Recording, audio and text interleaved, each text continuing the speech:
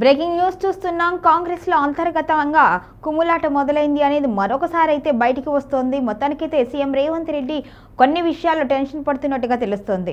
భట్టి విక్రమార్క తన కుమారుడి వివాహానికి రావాలి అని వివిధ పార్టీల నేతలను కలుస్తూ ఆహ్వాన పత్రిక అందజేస్తున్నారు.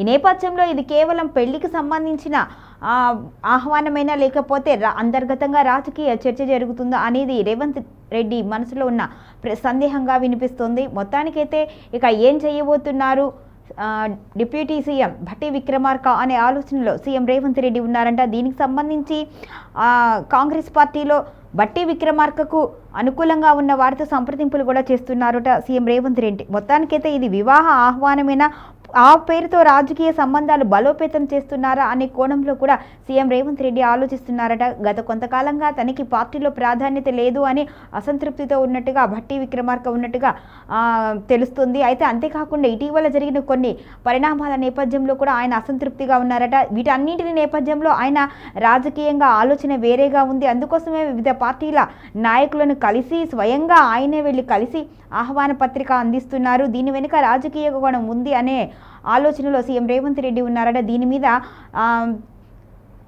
డిప్యూటీ సీఎంకి సంబంధించిన అనుచరులతో మాట్లాడుతున్నట్టుగా కూడా తెలుస్తోంది. మొత్తానికైతే ఇది రాజకీయ పరిణామంగా చోటు చేసుకునే అవకాశం ఉంది.